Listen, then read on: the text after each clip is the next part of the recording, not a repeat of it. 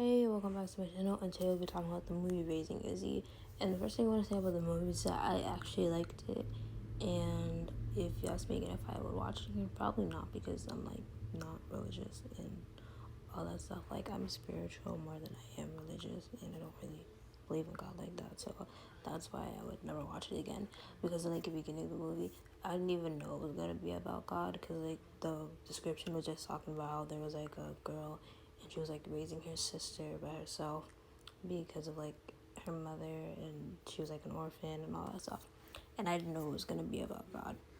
But anywho, I kind of like watched the movie, and you kind of just like watched their like dynamic and stuff like that. I'm not gonna lie, at first I thought it was gonna be like one of those things of like where it was like she was like young and she lied about like it being her sister and she was really her daughter and stuff like that. I thought it was gonna be like one of those movies, but it wasn't. But it wasn't. I'm very happy because like I just find those situations to be weird, and I'm very glad to be pro-choice. Thank you. Pro-abortion. Thank you, because I don't I don't I don't believe in that. I don't believe in pro-life. I think pro-life is stupid, and I don't think you should force your like pro-life agenda or anything on anybody. I believe in pro-choice, where you can do what you want, where you could get an abortion, put up for adoption, raise it, all that stuff. I don't believe in pro-life, honestly. I also believe in the fact that if you're gonna raise a child, then you should not do it yourself, and that you should have help, especially with like the man that you like have this baby with, because it's also his responsibility. But it's different if it was like not consensual, or if he's like abusive, then that's a different situation. Then you'd probably have to like get some help from elsewhere. I just don't believe in like people like mothers doing it by themselves, because it's just not fair to the mother that she didn't make that child by herself. I just think the father should just take responsibility, and that's just me. But then again, that's literally common courtesy and the bare minimum. Alright, back to the movie. So basically, after that, what happens is that her the Greta and her sister's house gets not house apartment gets like burned down, so they have to like cook her food, and like she's trying to like keep up with the act that her mother's alive and all that stuff. And it like falls down because like her house burning down and all that stuff, and she ends up like having to stay sorry, she ends up having to basically like stay with like her teacher for a little bit, and then after that there's like a car accident because like they have like an argument about God, if he's real or not. And then after that, Izzie runs out of the house, and the teacher's like chasing her down, and then the car comes and hits her, and then she ends up in the hospital. And then they have like the thing where like she doesn't like believe in God, because like when she prayed as hard as everybody is praying for his wife and stuff like that, the mother died, and that's symbolism, because they think that she's gonna die too. And then after that, basically like find out that she isn't gonna die, and they do a prayer and it works basically.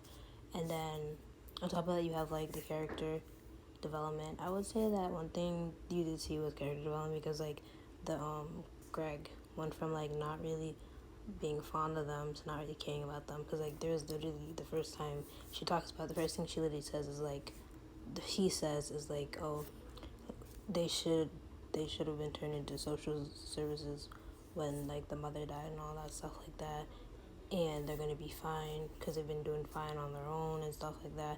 And then this wife literally has to ask, "Oh, but do you think that's right?" And then she's like, "No," and all that stuff. So like he really wasn't fond of them, and he really didn't care about them.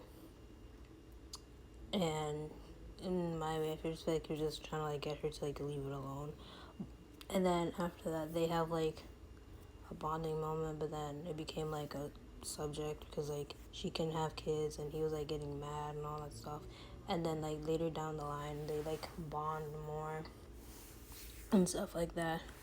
And then he ends up like getting temporary custody of the children. I literally thought he was gonna like take them to social services to have them like how do you call it, put in a foster care or like a home. That's literally what I thought was gonna happen, because that's just how his character had acted for the whole like movie. And then there was that, and then on top of that, they like brought up the fact that they might get like split up, and he was like, oh, what if they don't get split up? And it's like, I'm pretty sure like most of the time they probably will, because like not everybody has enough money to like raise multiple children, so they're probably just taking one because it's cheaper. But that's just my theory and my idea. I don't know if it's true or not, so don't quote me on that. And then you have like the relationship of like Greta and his wife. I actually thought they had a very beautiful relationship, and it was like they just like clicked instantly. But when it came down to Greg and them, that had to take time to develop.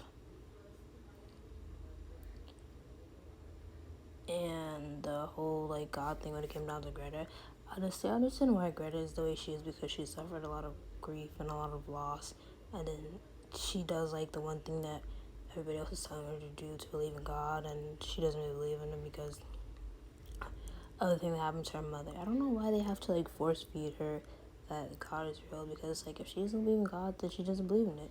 You can't like be mad at her, because right now she's suffering, she's hurting, and she doesn't believe, then she doesn't believe you. She can't help it. Anything else I have to talk about? Oh yeah. And then there's like the husband and wife. I actually thought they had like a lovely relationship or anything, but I didn't like the fact that it had literally took his wife to make him grounded and stuff like that, because eventually what happened was that he was like a person that did like what do you call that? He was like doing the piano. He always only making like a little bit like pennies and stuff, and then he was like, oh, she came into my life and made me grounded and stuff.